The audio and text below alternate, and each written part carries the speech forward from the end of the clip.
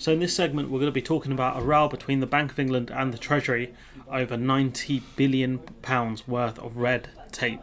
And this is to do with insurance and solvency too. I know we've spoken about it a lot, but this is one of the main Brexit talking points at the moment, so it's worth it.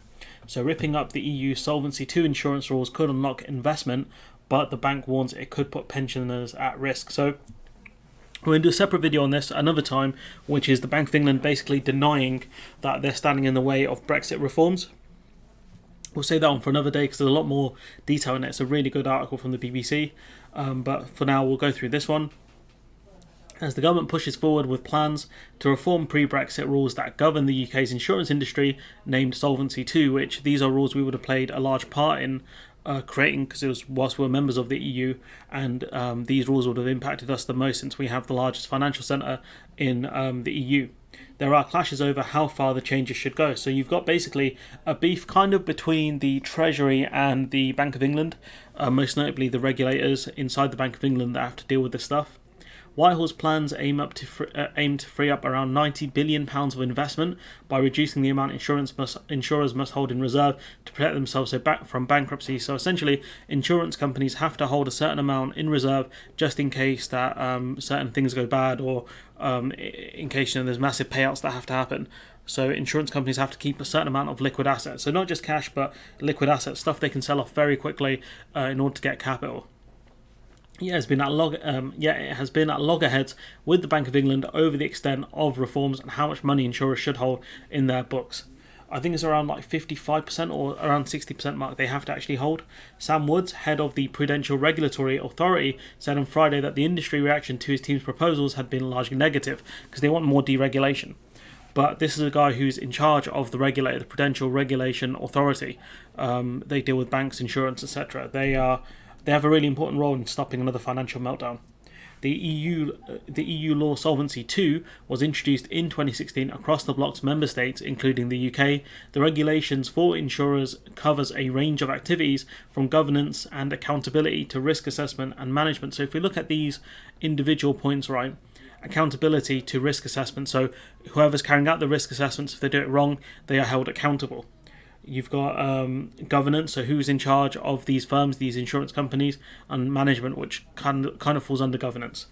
Why does the UK still abide by the law? When Britain left the EU, it did not discard all of its laws. The government passed an act that retains EU law on its books post-Brexit, because one of the reasons why is because we thought we could get equivalence with the EU when it comes to financial services, and Barnier made a huge point of wanting a level playing field. This was with the intention of gradually diverging from the other 27 member states, which is not actually true, given that Brexiteers often talked about how we'd go above and beyond the EU. How can you make the argument that the UK always intended to deregulate, especially when we wanted equivalence with the EU? You're not going to get equivalency through deregulation, are you? Downing Street said it would loosen the regulatory burden across a number of financial service sectors to make Britain more globally competitive. The problem is they're not looking to compete with Tokyo and New York. They're looking to compete with Singapore, which is much lower, has much lower regulations.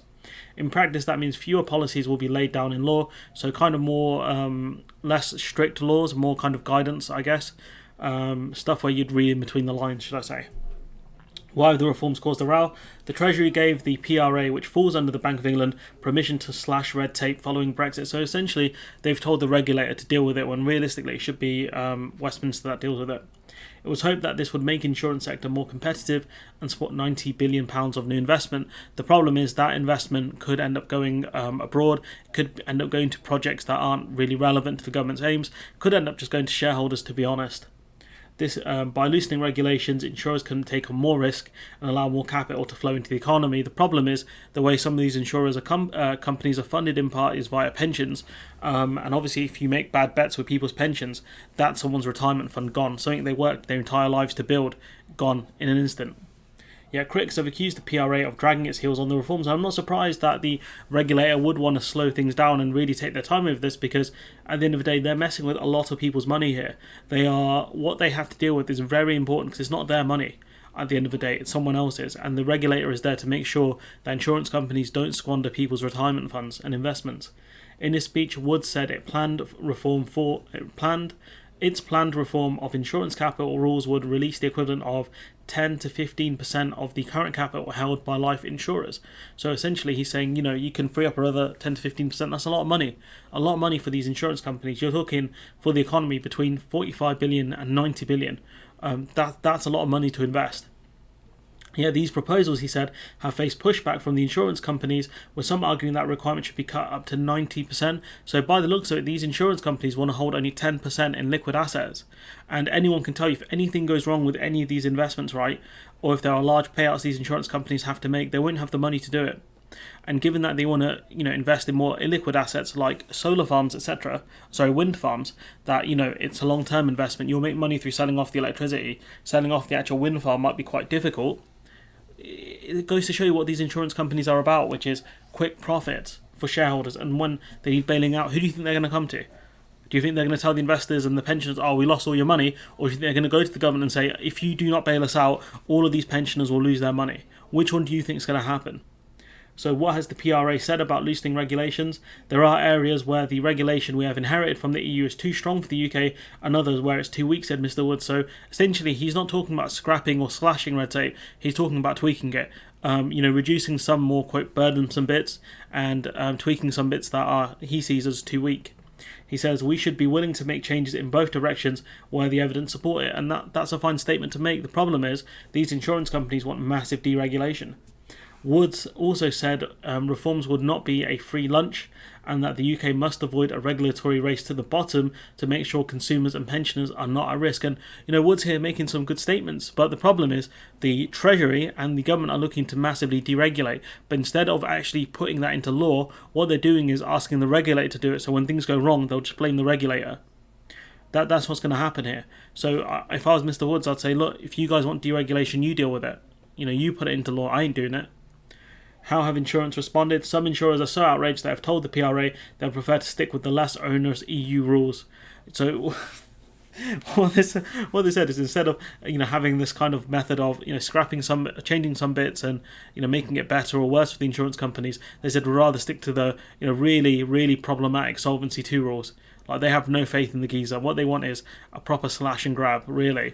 And Mr. Woods is saying he ain't going to do that. Woods argues tighter regulations in this area, financial services, would work better for the UK. According to the PRA, the new reforms are around 70% less volatile than those proposed by the insurance industries. And, it should not be a case where industries are telling regulators what to do. It should be the case it's the regulator telling insurance companies what to do. No regulator should take orders from the companies it is there to regulate. They should listen to them, hear their thoughts and opinions, of course, but at the end of the day, it's up to the regulator to make decisions to protect not the insurance companies, but the investors, the pensioners in this case.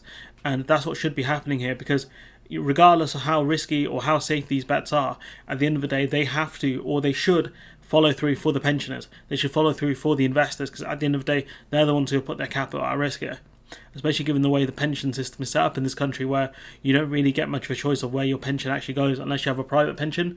If your employer deals with it, they pick a company, and then you get some say over how risky you want the bets are to an extent. That's something I had to go through a few months ago, like 6 months ago. They asked you, do you want to make more riskier bets? And I didn't respond because I didn't have much of my pension, and I don't really pay into it anymore. But point being is that what you do not want is a system where people lose their pensions. That's a really horrible system, and that will really annoy a lot of retirees. But more importantly, it will cause more bailouts for people, and of course pensioners that don't have any more savings, because this is what they're relying on to retire, their pension pot, which they paid into for the majority of their lives. But anyways, I'm going to leave it there. Let me know what you think in the comments below. Like, comment, share, subscribe, support the channel on Patreon if you can, and hopefully I'll see you in the next one.